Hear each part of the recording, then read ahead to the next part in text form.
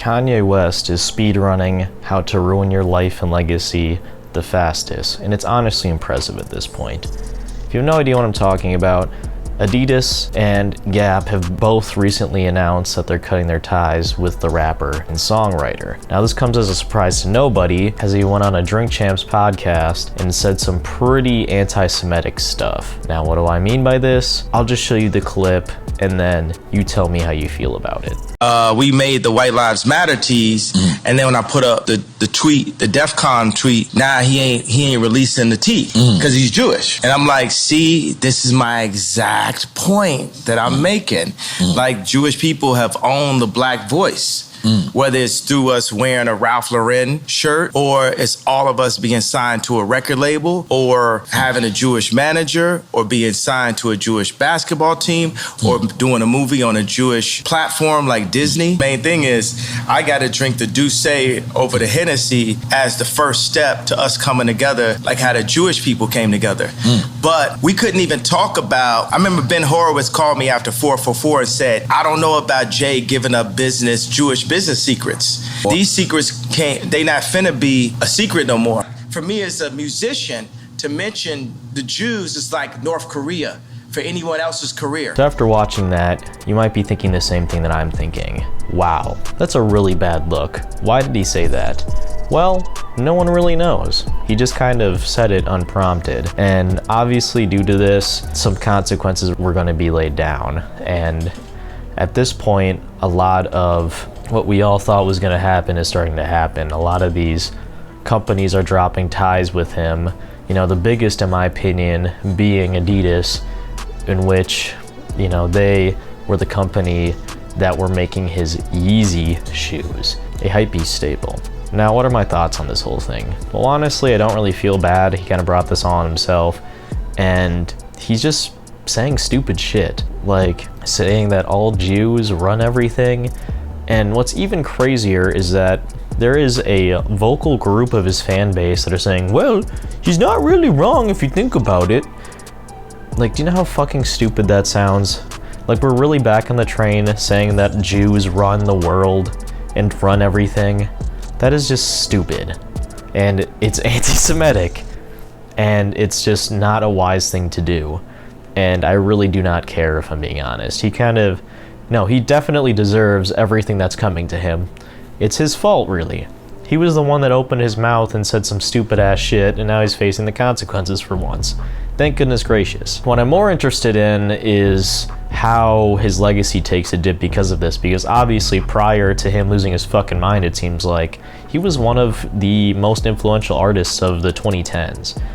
Obviously, the big running joke is that, oh, but he made Graduation, and a lot of people are like, well, I can't keep on saying, you know, Kanye made Graduation anymore, because that's really his legacy is his music and a lot of the entrepreneurial things he's done. And it's definitely hard to defend the guy when he's saying really off the wall shit like this to go back on and say, hey, well, he's done all these great things, can we just gloss over this?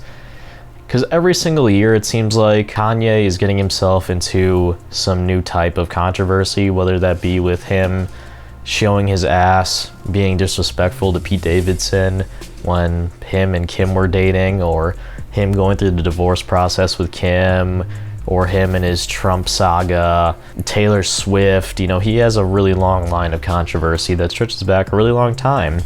And honestly, people are just getting sick of it. People are done putting up with the circus act and bullshit that he's trying to do and acting like he can just skirt on by because he made Graduation. The thing about it, me and Adidas, is like, I could literally say anti-Semitic shit and they can't drop me. Or he made 808s, or he did this, that, and the third. No, it's honestly running out to a lot of people for good reason. And this is probably the straw that broke the camel's back, because this is straight up anti-Semitic shit. I mean, Drink Champs took down their whole interview of the man due to this, which is probably a good move. It's a good PR move. And everyone is saying he's a crazy fucking lunatic now. Yeah, I think it's coincidence that a lot of these companies are ran by people who have Jewish history in their past, but I'm not a fucking Nazi, so I'm not gonna believe and say that, oh, all the Jews are out here trying to hold black people back from making their dreams come true in the music industry.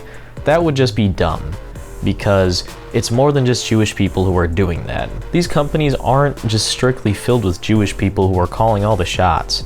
And I think that's the biggest thing that people are talking about. Now, like I said, a lot of Kanye's fans are able to sit and defend him for some reason, saying that, oh, he's right. You know, obviously he would know. Ye knows the music industry inside and out. What do you know? Are you a musician? Are you Kanye West? Well, no, but I'm not anti-Semitic as well. And the biggest thing to come out of this, honestly, is a tweet by Adam22 that I think encapsulates this whole situation very well.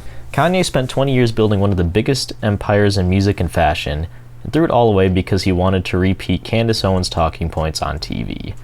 And the Kanye fans have been pretty vocal about anyone that disagrees with them, and his tweet under this kind of summarizes it pretty well, and it says, pretty amazing how many people responding to this just tell me I'm white and don't bother to make any other point. And yes, I do love the Jews, and I don't care for people dehumanizing them, shockingly. But, like I've said in this video already, Kanye is pretty pathetic. And it's really sad to see that this once amazing artist in both two different realms of media, that being music and fashion, has really fallen down this deep of a road. I don't know if he's got like fucking CTE a la Antonio Brown. Right, and in the making of this is kind of a interesting declaration that's come out. Speaking of Antonio Brown, it looks like if you needed any help figuring out what side you should be on, Antonio Brown tweeted out that he supports Ye and that he's on Ye's side. So there you go, everyone. Looks like Ye has at least one ally, and it's Antonio Brown of all people. So there you go. Or if his divorce with Kim really fucked him up that bad, or if he's just always been nuts. You know, I guess it depends who you ask. But it's just sad, especially from me considering myself, I guess, a fan of Kanye's work. He's really not the same person that made all these projects and presented himself as this successful man who was able to break through from his circumstance. And now he's throwing it all away, all because he wants to spew conspiracy theories and run for president again, I think. Which, you know, honestly, at this point, he might have a better chance than last time, but that's for another day. But I want to hear your thoughts on the whole situation. If you think I'm wrong or right or whatever, just please tell me. I want to know. This is genuinely a interesting conversation. Any fans of Kanye out there who think I'm stupid, tell me in the comments down below. Obligatory, I'm going to ask you to sub to my channel, but before you do, comment to me. Do you like any of Kanye West's music, and what's your favorite song by him? And obviously, what are your thoughts on the whole situation? I will see you all in the next upload. I hope you all have an incredible day, and I'll see you later. Peace out.